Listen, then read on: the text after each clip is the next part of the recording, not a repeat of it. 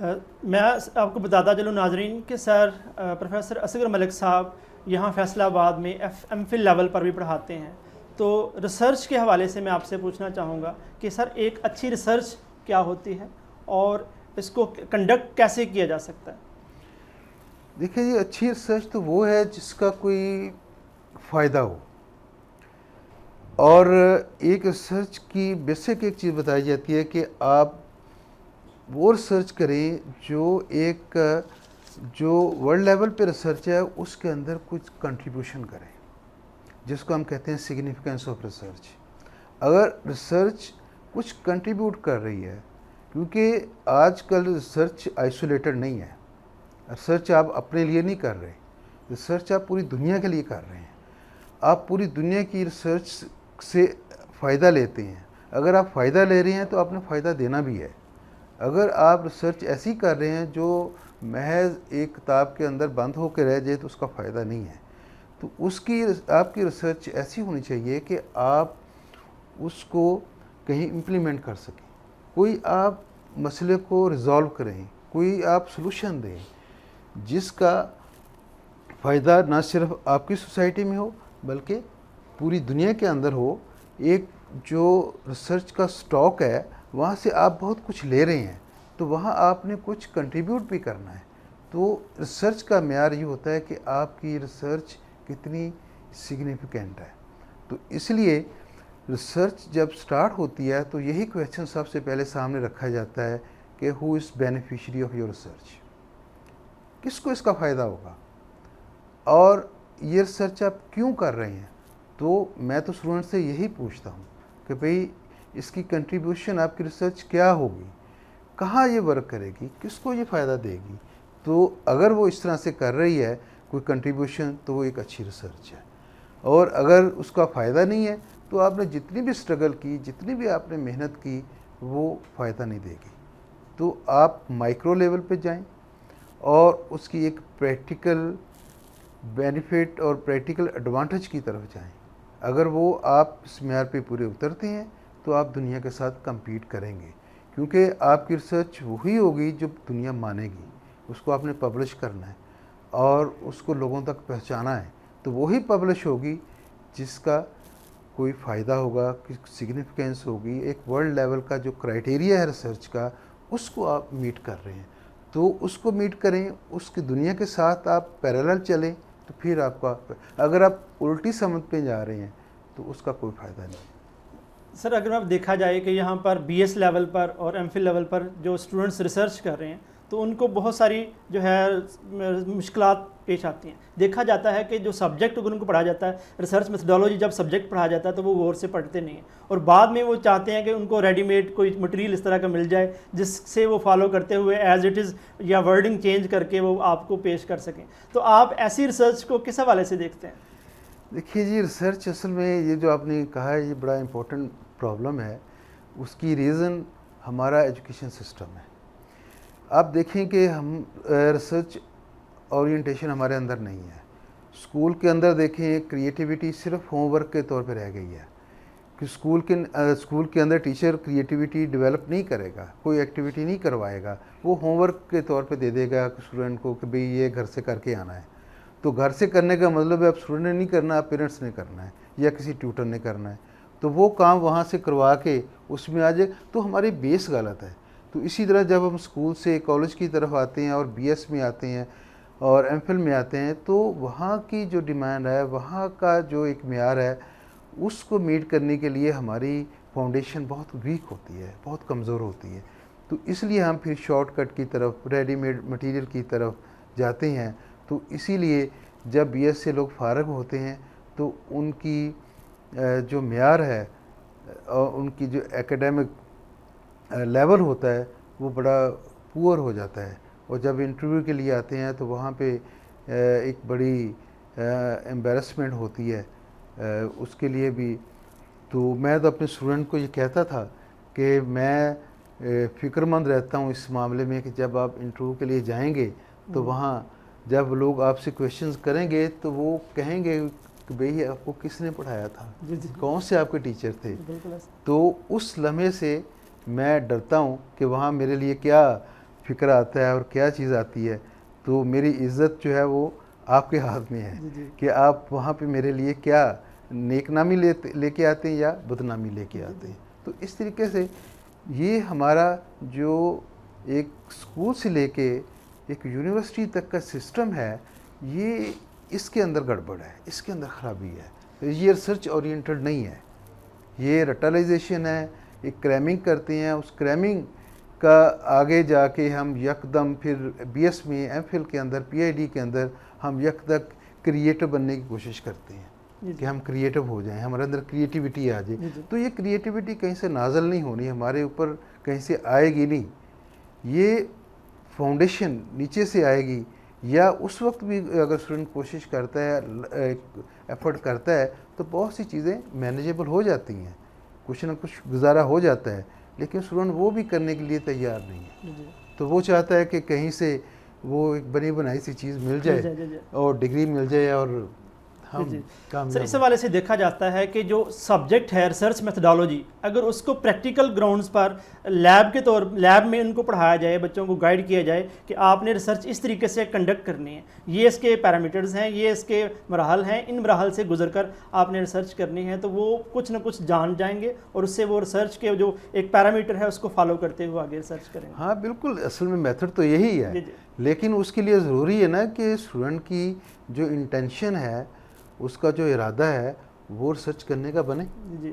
फिर दूसरा ये होता है कि दूसरा एक और भी प्रॉब्लम है, टीचर्स का भी प्रॉब्लम है कि वो भी स्टूडेंट के अंदर एक मोटिवेशन का लेवल पैदा करें, उनके अंदर रिसर्च ओरिएंटेशन पैदा करें।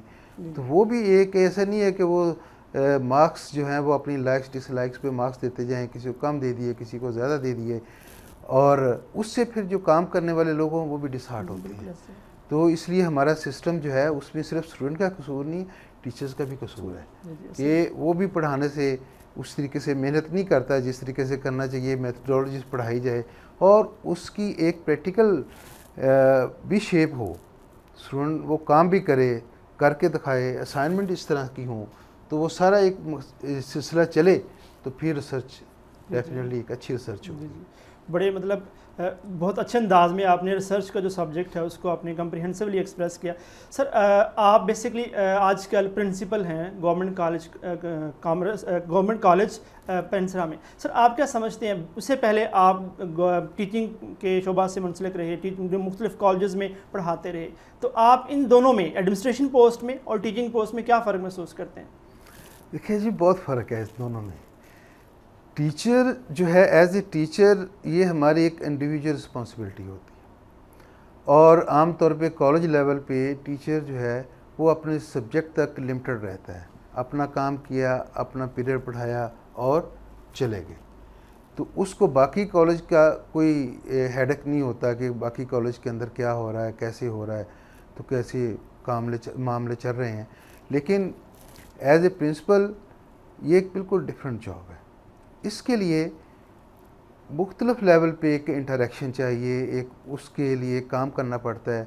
एक तरफ तो पूरा एक जो हमारे कॉलीग हैं उनकी मोटिवेशन भी करनी है, उनको साथ लेके भी चलना है, एक टीम वर्क भी बनाना है, और इसी तरह से स्टूडेंट हैं और उनका भी ख्याल करना है। डिसिप्लिन के प्रॉब्लम है, फिर उनके अंदर उनकी ज़रूरियात है, उनको भी पूरा करना है।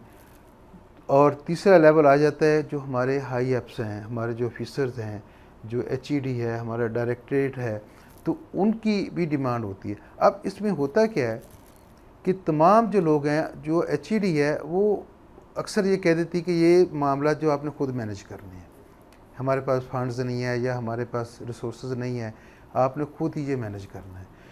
जो स्टूडेंट हैं उन्हें नहीं पता होता है कि प्रिंसिपल के पास क्या है क्या नहीं है, तो वो एक सवाल लेके, एक मसला लेके उसके पास आ जाते हैं, तो वो एक्सपेक्ट करते हैं कि ये प्रिंसिपल उसको रिजॉल्व करे। फिर तीसरा आ जाते हैं हमारे जो कोलीग्स होते हैं, हमारे जो टीचर्स हैं, उनका भी सेम एटीट्यूड ही होता है कि वो भी कोई मसला आया उसने प्रिंसिपल के पास आना, जी ये मुझे चीज़ चाहिए, ये क्लासरूम ठीक नहीं है, या कोई और चीज़ है, या डिसिप्लिन का मसला है। तो इस तरह से एक आप समझ लें कि ये समझ जाता है कि जो प्रिंसिपल है उसके पास अलादीन का चिराग है, वो रगड़ेगा और मसले को हल कर देगा। तो इसलिए जो प्रिंसिपल है, बहरहाल उसके अंदर ये मैं कहता हूँ कि ये एबिलिटी होनी चाहिए कि वो लिमिटेड रिसोर्सेज के अंदर रहते हुए वो मसाइल को हल करे। वो एस्केप नहीं कर सकता है इसको ये कह के कि जी मेरे पास रिसोर्सेज नहीं है, मेरे पास वसाइल नहीं है। अगर वो ये कहेगा तो वो भी एक इस तरह से उसको भी एक अच्छा एडमिनिस्ट्रेटर नहीं समझा जाएगा।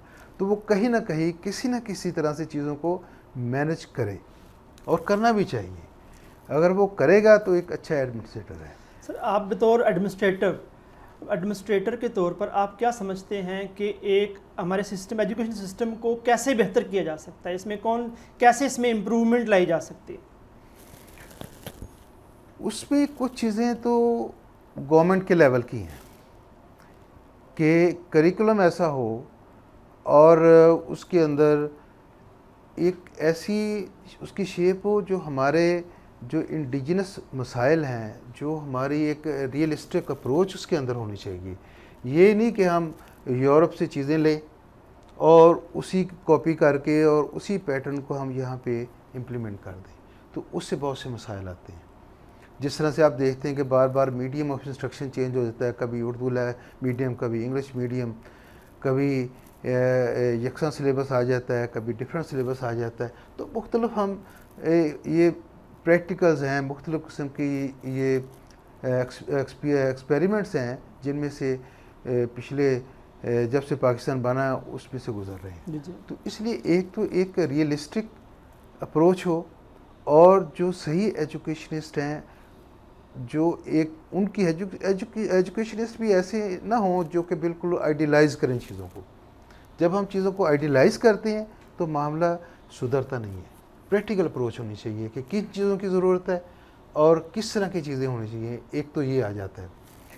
दूसरा, इसके अंदर बहुत ज़्यादा ज़रूरी है कि एक कंटिन्यूस और रेगुलर टीचर्स की ट्रेनिंग हो, और वो ट्रेनिंग भी ऐसी नहीं होनी चाहिए कि सिर्फ हम उसकी फॉर्मेलिटी को पूरा करें। तो इसलिए मैं ये कहता हूँ कि इस लिहाज से जो हमारा प्राइवेट सेक्टर है, बहुत से कॉलेजेस हैं, वो एक बड़ी रेगुलर ट्रेनिंग कराते हैं और बड़ी रियलिस्टिक करवाते हैं। तो इसीलिए हम उसका रिज़ल्ट देख रहे हैं कि उससे फिर टीचर जो है वो लर्न भी करता है, उसकी स्किल्स को भी डेवलप किया जाता है, उसको फैसिलिटेट भी किया जाता है क्लासरूम के लिहाज से भी, और मटेरियल भी उसको प्रोवाइड किया जाता है, उससे उसकी एवेल्यूएशन भी की जाती है। बिल्कुल एवेल्यूएशन होती है, और प्रॉपर उनका जो है इवन के जो स्टूडेंट्स हैं उनका फीडबैक लिया जाता है कि वो कैसा पढ़ा रहा है, और उसके बाद जो है उसकी प्रॉपर जो है बताया जाता है कि आपने ये चीज़ आज ये लेक्चर देना, आज ये लेक्चर देना, तो उनको प्रॉपर एक के बताया जाता है कि आपने इन चीज़ों को फॉलो करना है। तो जबकि गवर्नमेंट सेक्टर में इन चीज़ों को देखा नहीं। मैंने तो पहले भी ये कहा है कि जो टीचर की एक्चुअल एवेल्यूएशन है वो स्टूडेंट कर सकता है, और कोई नहीं कर सकता। वो एक रियलिस्टिक उसकी अप्रोच हो गई, उसको वो गेन कर रहा है, वो अचीव कर रहा है, तो वो टीचर को फेवर करेगा कि हाँ बिल्कुल ये एक एडवांटेज इसका है, मुझे फ़ायदा है, ये अच्छा टीचर है, मुझे डिलीवर कर रहा है। और दूसरा, मैंने पहले बात की थी, टीचर जो है वो प्रिपेयर होके आए, उसके पास एक प्रोफेशनल स्किल होनी चाहिए, उसके पास स्टडी स्किल्स हों, उसके पास टीचिंग स्किल्स हों। वो एक चीज़ों को, सिलेबस को, ये नहीं कि आप एक महीने के अंदर तो आधा सिलेबस ख़त्म कर दें, बाकी जो पिछले 6 महीने या 7 महीने उसके अंदर आप एक आस्ता आस्ता चल रहे हैं, और यकदम एक महीने के अंदर सारा जाके सिलेबस ख़त्म कर दिया। तो एक अगर सही तरीके से उसको चेक आउट किया हुआ है, प्लान बनाया हुआ है, और उसकी एक रिपोर्ट भी प्रॉपर आती है कि उसको इम्प्लीमेंट भी किया जा रहा है, तो फिर आप चीज़ों को एक सिस्टम को ठीक कर सकते हैं। सर, करिकुलम की बात करें तो पिछले दिनों सुनने में आया कि जो मिस्टर चिप्स सब्जेक्ट में जो एक है नॉवल है, उसको चेंज किया जा रहा है, तो वो उसमें एक साथ तक सदाकत है, क्या वो चेंज होने जा रहा है? नहीं, उसमें चेंज नहीं हो रहा, फ़िलहाल तो नहीं चेंज हो रहा है। तो क्योंकि असल में ये होता है कि हम एक अनाउंसमेंट कर देते हैं, लेकिन हमारे पास उसका मुतबादल होता नहीं है। अगर हमारे पास मुतबादल हो उसका, अगर हमारे पास मिस्टर चिप्स की जगह उसकी रिप्लेसमेंट हो प्रॉपर, तो फिर उसको करना चाहिए। अगर उससे कोई चीज़ उससे भी वर्स्ट आ जाए तो फिर अच्छे की बजाय बुरा आ गया। तो इसलिए जो पहले कहा गया एक र्यूमर थी या एक प्लान था, उस पर काम किए बगैर ऐसे अनाउंसमेंट कर दी गई और सिस्टम को कंफ्यूज कर दिया गया। स्टूडेंट भी कंफ्यूज रहे, टीचर भी कंफ्यूज रहे। मुझे बहुत से फ़ोन आते थे, जी क्या हुआ जी, किस तरह से चेंज हो रहा है, क्या इसकी जगह आ रहा है, कैसे हो रहा है। तो वो सारा ही एक ऐसी कन्फ्यूजन थी जिसके अंदर स्टूडेंट को भी सफ़र करना पड़ा, टीचर को भी प्रॉब्लम हुआ। तो इस तरह से चीज़ें नहीं होनी चाहिए। एक प्लान हो, पहले एक प्लान हो और उसके मुताबिक एक रिप्लेसमेंट आए, फिर बेटर की तरफ हम जाएं। सर कल 2 दिन पहले इमरान खान साहब ने एक स्पीच की, तो उन्होंने ये कहा कि इंग्लिश जो एक लैंग्वेज है, इसको हमने एक स्टेटस सिंबल बना लिया है। तो आप क्या समझते हैं कि इंग्लिश जो है वो इसकी जो इम्प्लीमेंटेशन है डिफरेंट जो ऑफिशियल जो मीन जगहों पर देखा जाता है कि वो इंग्लिश में बोलते हैं और इंग्लिश को एक्सप्रेस करते हैं और ये शो करते हैं कि इंग्लिश अगर आपके पास इंग्लिश में अगर साउंड कमांड है तो देन आप यू आर एजुकेटेड, अगर आपकी नहीं है कमांड नहीं है तो यू आर नॉट एजुकेटेड। तो इस को आप किस अंदाज से देखते हैं, किस एंगल से देखते हैं इस बात को कि इम्पोर्टेंस ऑफ इंग्लिश के लिहाज से? ये इंग्लिश की इम्पोर्टेंस तो बहुत है, लेकिन उसको एक स्टेटस सिंबल नहीं बनाना चाहिए। सिर्फ अगर इसलिए आप इंग्लिश सीख रहे हैं कि आप अच्छी इंग्लिश बोल रहे हैं और लोगों पे एक रोब डालने के लिए या अपने आप को एक सुपीरियर एलीट क्लास शो करने के लिए सीख रहे हैं, तो उसका कोई फ़ायदा नहीं है। जी।